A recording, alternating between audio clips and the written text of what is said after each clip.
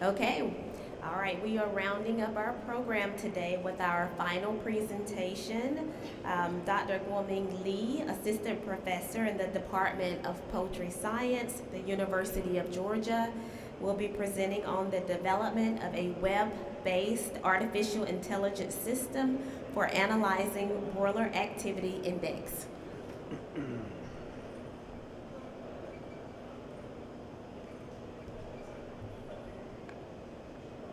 Thank you for the introduction, Dr. Hertz. Very nice presentation from previous presenter, and appreciate the funding from US Poultry and Egg Association, and to fund our research entitled Development of a Web-based Artificial Intelligence System for Analyzing Broiler Activity Index. So, to further going, and first we have to know what is activity index for computer vision domain. So the technique is very simple. You compare the pixel differences between consecutive frames, and then the hypothesis behind this is like higher levels of higher glue levels activities result in higher levels of pixel changes. If you look at these pictures, you can see it typically involving some segmentation step, and then just do the subtraction between consecutive frames, and you sum it up all the pixels from that different images, and then you get overall activity within that images. So the broiler activity index has been associated with health, welfare, and productivity. And if you look at the bottom left, so maybe yeah. So bottom left, the figures it show like gauge score 1 and indicate as the red curve, and then gauge score 5 indicate as the orange curve. You can see the birds with better leg health will show higher activity index based on these figures. And based on the bottom right figures, we also can see the broiler activity index are changing along with the light intensity changes. So it is effective myriad to analyze animal behavior automatically and provide insights for the management. And in this currently no graphical user interface for automatically analyzing broiler activity index. So on the right, so that's the GUI we developed to analyze animal activity index based on analyze or classify animal behaviors based on the accelerometer data. And we do see some benefits from this GUI technique. So the end user just use the mouse click, and then they on the computers, and then they can get all the metrics they want.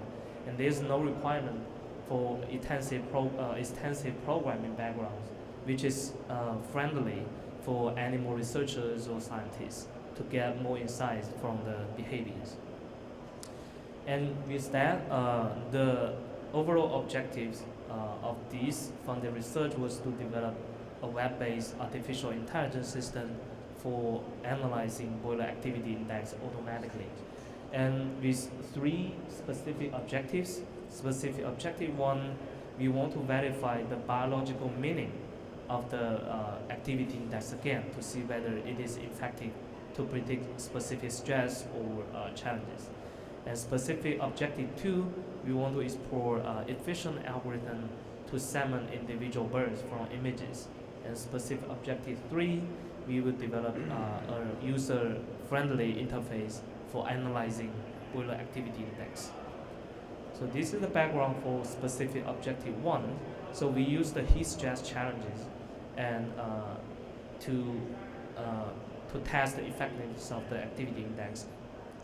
And because the heat stress is a very important issue in USA, especially in the broiler bill productions areas, it can cause in between like 128 million to 165 million dollar loss every year. And then this data was published in 2003 now with the economic inflation, this number it should be larger than this one here. But this is the only one I can find online, and then we run an experiment. The experiment was run in Poultry Research Center at the University of Georgia, and the experiment was approved by the ICO at UGA. And then 132 COP 500 boilers were divided into the control and variation groups. And then for the control, it is the standard commercial diet. And then for the variation groups, the birds were fed with 0.05% vitamin D3 feed additives. And during the rating process, we installed the cameras atop and then capture the behaviors or activities of the birds continuously.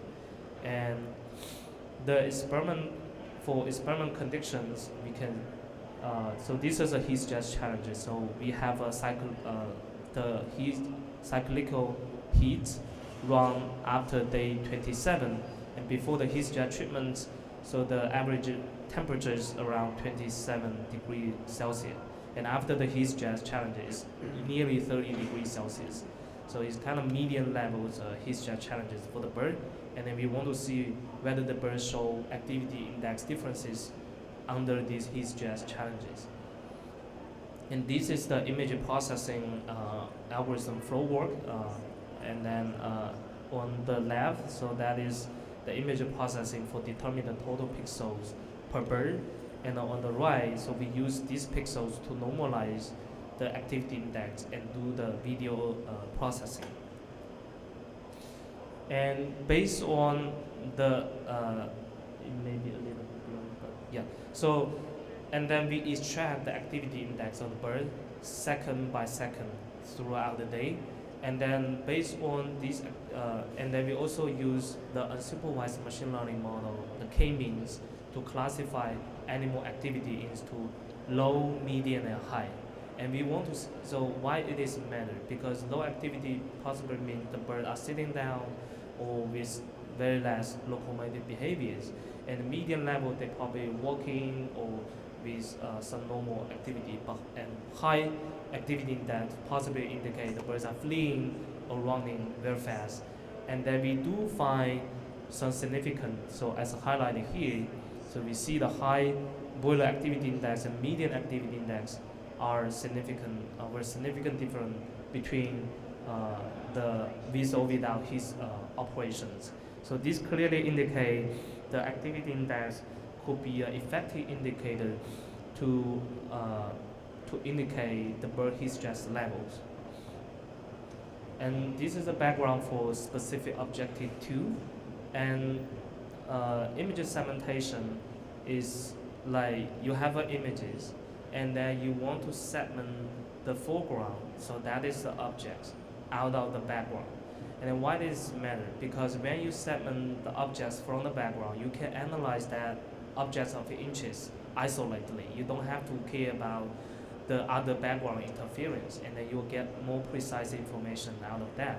And right now we test, so for this specific objective 2, we test the zero-shot image segmentation model. And you may heard like, so when you develop the AI model, you have to train a model with some specific data or these things. But this zero-shot image segmentation algorithm, it doesn't require any training. So you don't have to label any images, but the model, it performed very good because those models were pre-trained by some big company like Meta. They have billions of images or annotation already trained those images, and those models already have the generalizability or very good robustness to segment birds from the background. But we still want to measure the efficiency of those zero-shot image segmentation model to segment the birds from the background. And this is the overall workflow for the algorithm development. And so we use a thermal images dataset from the cage-free laying hens. The reason to select the cage-free background images rather than the boiler is like, I believe the cage-free environments will be more challenging than the Broiler experiment, if the algorithm work well in a more challenging environment, it's supposed to work well in a Broiler environment as well, because the Broiler, they just raise on the little floor, but the cage-free, they have a lot of facilities, the birds can move everywhere, and the feathers coverage, and this would just make the segmentation more challenging, and it would be good to test the model efficiency based on that. And we modified the model by adding some point prompt, and then the machine learning classify as the post-processing technique to further refine the segmentation results. And you don't have to know this, but and this is the result from this algorithm. And for the one highlighted, the one we test is SEM, is a segment anything model. It was published by the Meta company. It has very good zero-shift performance. But when we add the pre and post-processing steps inside the model, that further increase the performance. If you see the IOU, that is intersection over unions, so this is around 85% success rate in segment the birds from the background without any training.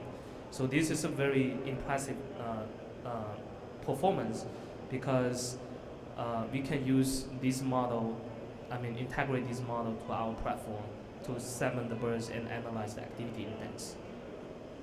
These are some segmentation results, and you can see on the very right, so that's a manual annotations, and then on the second one, this one, it is segmented by the modified SAM results, and this clearly show the effectiveness of the zero-shift image segmentation model in segment the laying hens from the cage-free background.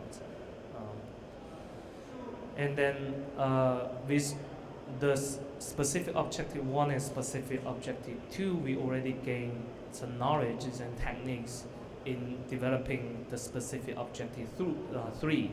And here I do want to highlight additional thing is about the importance of the segmentation. If you look at this graph, so the conventional Broiler activity index calculation is just simple subtraction between consecutive frame. But if you put a hand under the camera, so that activity index change is caused by the human hand movement, or the human interference inside that, or the feeder movement. All these things can cause the interference for the processing. And if you segment the birds solidly, and then you can analyze the bird activity index, and this activity index is only caused by the bird itself, rather than caused by any other, like shaving hands or shaving feeders or kind of things.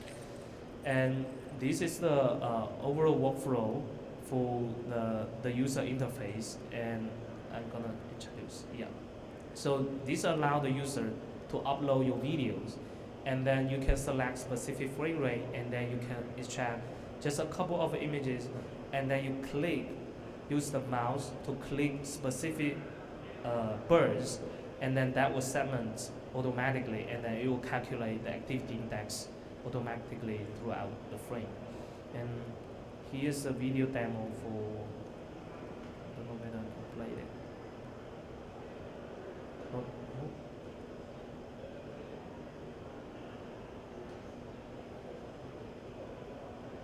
It is a video. Yeah. As you can see, upload the videos, and then you input the frame rate, and then you check that, and then hit times, okay, and then based on the first frame, and then you have the mouse click. So this is a black dot, and it may not visible. And this is a coordinate showing the birds you are selecting, and then you automatically analyze the activity index, and then you can visualize the activity index of the birds across time, and you also can visualize some sample calculation images based on this platform. And these are the results from the developed platform, and you can see after the segmentation, the activity index of the birds can be calculated without any interference. And these are the activity index, normalized activity index across time. And these are all analyzed automatically. And we are gonna release this platform or graphical user interface into the GitHub for open access when we publish the paper, and then this will allow the user-friendly operations for analyzing animal activity. So with the deliveries, so the activity index can be effective indicator to indicate broiler heat stress, which can support timely intervention to improve broiler performance. In general, image segmentation models show great potential in segmenting broilers without extensive model training or coding background. And the open source user-friendly platform allows researchers to interact with the software tools to understand animal behavior patterns and welfare without needing extensive programming knowledge. And this will be the user-friendly tools. And with that, I appreciate the funding from the US Poultry AI Association. Without the support, this is not going to happen, and I appreciate that. And thank you. I will be happy to answer any questions.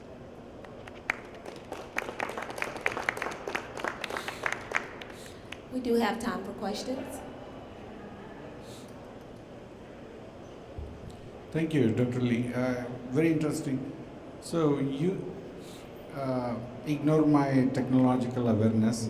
Using the thermal imaging, can you also monitor any sick birds within the pen? Yeah, that is possible. So actually in that study, so we not only segment the laying hens from the background, and when you segment those birds, and then you have those masks, and then you project back to the thermal images, and then you have that specific chickens on that thermal images, and then you can analyze the whole body temperature profile from that specific birds, and then you can extract the mean, maximum, minimal, and other statistic of the body surface body temperature from that. This could be associated with some like disease or stress, and yeah, it's possible. And if I correctly understand, so within the experimental setup that you showed, you can actually individually ID the birds depending on their thermal image patterns? So for ID, so you mean tracking that specific bird? Tracking. Yeah. So for that, you have to take the images for that specific chickens constantly, and then with that you can track that specific birds. And there are in this other algorithm, computer vision algorithm that can track the multiple chickens constantly throughout the computer vision, throughout the video frames. But there will be some ID switch issues when there will be longer term of the tracking. We are still under development for those algorithms. I think this is good. I think you can also monitor, like, the birds are regularly feeding and watering and all that stuff, depending on the moment, right? Yeah, so we just provide these tools, and then if researchers they have the videos, they can use this tool to analyze anything they want. So like you say, they set up some challenges or treatments, and then they want to compare the animal activity index differences among these, and this will provide comprehensive insights for those management or treatment strategies. Yeah.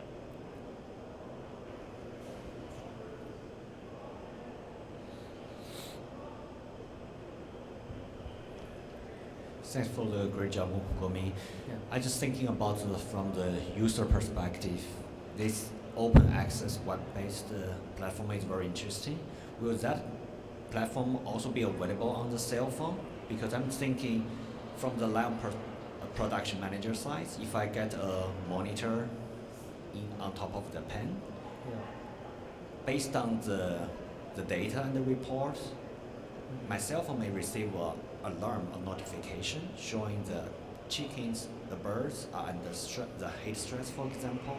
Even though I have the system to monitor my ventilation system in my house, but this ventilation may not finally translate into the body temperature of the birds. So is there I just think about a practical way in the longer term how the producers can better using your platform for their daily practice. Yeah. Thanks.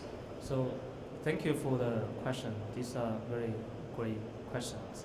And to answer that, we have to understand the limitations of the mobile device, your cell phone or your iPad.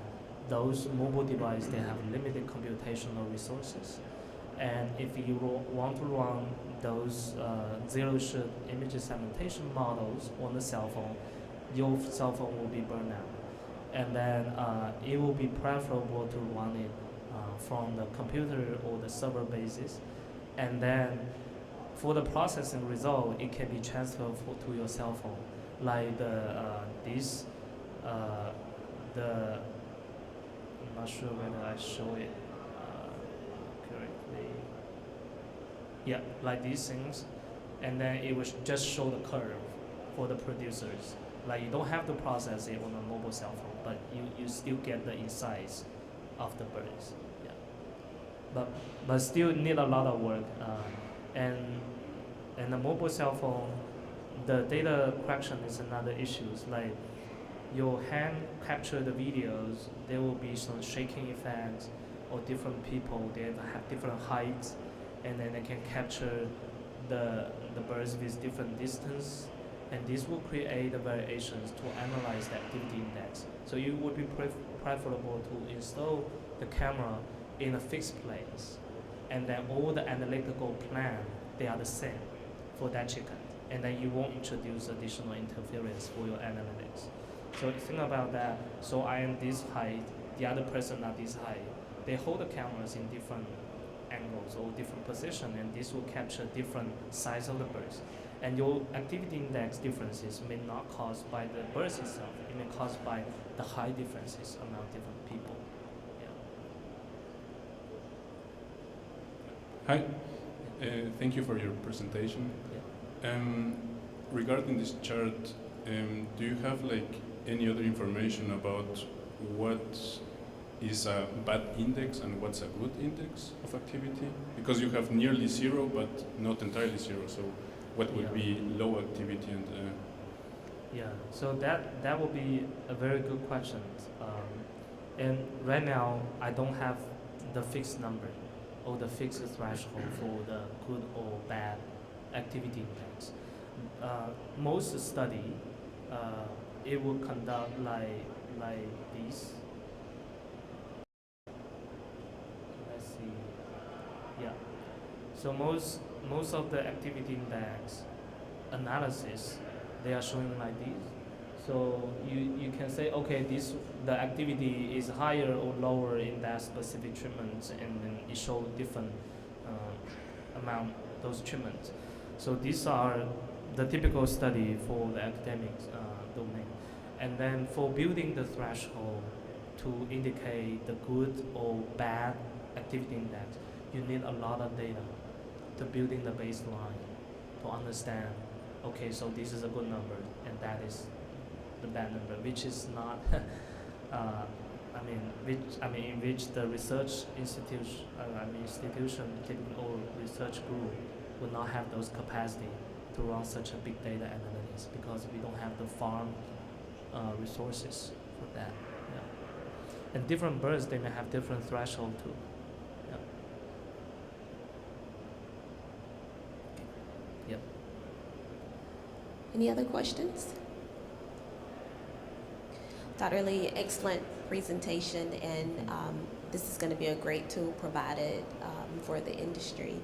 Can you share if there are any similar programs that are open to the public, such as this, and also a timeline for rolling out the information and any additional technical services that may be provided along with it? Okay. So, yeah, so we are preparing the article now, and possibly we want to reduce release the repository or the tools on the GitHub within half year, or shorter. It depends on how fast the peer review process of the article. But once we get approved, we will release that immediately. And then in the GitHub, one of the good things in the GitHub is like anybody can join in the discussion. And then when you have any technical questions or technical issues, you can post that in GitHub. And then either our graduate student or me will help to solve that technical issues, or other people around the world, they can also help you to solve the issue. This is the power of the shared knowledge. Yeah. All right, thank you very much, Dr. Lee.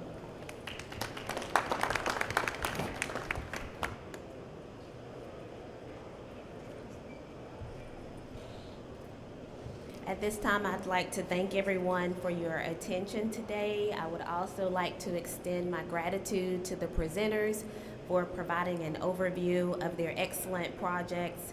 Each presentation has been recorded today and will be made available in the weeks following the show on the US Poultry YouTube page.